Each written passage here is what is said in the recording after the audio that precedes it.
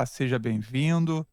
A paz de Cristo esteja contigo. Vamos dar continuidade ao nosso estudo e hoje nós vamos entrar numa seção fundamental chamada a cognoscibilidade de Deus.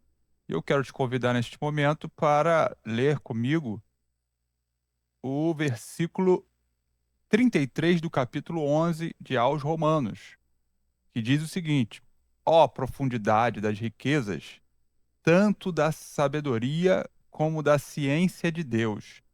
Quão insondáveis são os seus juízos e quão inescrutáveis os seus caminhos.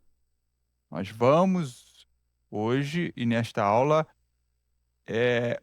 refletir um pouco sobre essa questão.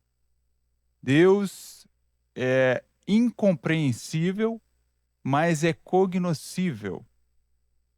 Você vai perguntar com essa palavra: professor, você está me dizendo que eu posso conhecer a Deus?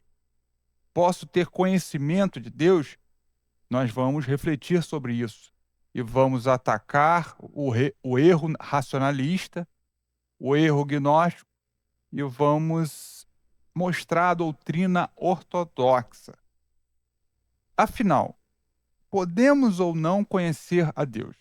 Note que a gente tem batido bastante nessa tecla, cercando de todos os lados para que você entenda de uma vez por todas o que significa essa questão.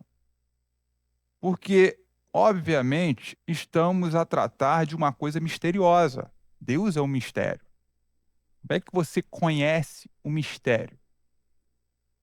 Nós não vamos estudar criaturas finitas, mas olhar por cima de todo o universo para focar no próprio Deus eterno e infinito. Logo, existe um abismo entre o Criador e nós. Mas esse mistério não é um obstáculo para a fé. Pelo contrário, ele acaba sendo, na verdade, motor da adoração, porque você fica impulsionado por isso. E para entender isto, precisamos fugir de dois erros terríveis que já abordamos aqui. Ou seja, a arrogância do racionalismo, o qual defende que a mente humana poderia compreender Deus perfeitamente, da mesma forma que o próprio Deus se conhece. Chegando o Hegel à blasfêmia de dizer que Deus só existe até onde ele é conhecido pela mente humana. E isso é um absurdo total. Você coloca Deus na caixinha da mente humana, como nós já vimos. O homem não consegue compreender sequer perfeitamente como funciona uma célula do seu próprio corpo. A gente não consegue, quanto mais conhecer plenamente o onipotente. Como nós vimos, nós temos limitações até em relação aos animais, em termos de compreensão de movimento, de visão. A gente até estuda, descobre isso, mas percebemos que temos limitações. O segundo erro vai no outro extremo. Lembra da falsa humildade que a gente falou? Ou seja, o agnosticismo e o misticismo cego. Eles dizem: Deus é um abismo tão remoto que nós só podemos dizer o que ele não é. Ora, quando eles dizem isso, eles acabam esvaziando a boa religião da religação. Porque se nós não podemos conceituar ou conhecer nada sobre Deus, como poderíamos amá-lo? Como poderíamos temê-lo? Como poderíamos adorá-lo com inteligência? E as Escrituras falam muito disso. O Novo Testamento, então, vai falar muito da mente, da inteligência, da racionalidade da fé, racionalidade espiritual. A ortodoxia cristã vai ensinar o equilíbrio para isso. E qual seria esse equilíbrio? A incompreensibilidade parcial. Lembra que nós falamos citando o apóstolo Paulo, podemos conhecer em parte a Deus. Não é conhecer parte de Deus. Deus não se parte para se conhecer. Mas nós podemos chegar a um certo conhecimento de Deus. O finito, esse corpo finito, esse cérebro finito que temos em nós, de fato, não pode conter o infinito. Nós não compreendemos Deus de forma total, exaustiva. Ninguém pode conhecer todo o poder e amor de Deus como ele mesmo conhece, com todas as infinitas conexões do universo. Lutero falava do Deus oculto, Deus absconditus. No latim seria isso, absconditus. E do Deus revelado, Deus revelatus. Nós não conhecemos a essência secreta de Deus, mas o que ele revelou é verdadeiro e suficiente para a salvação.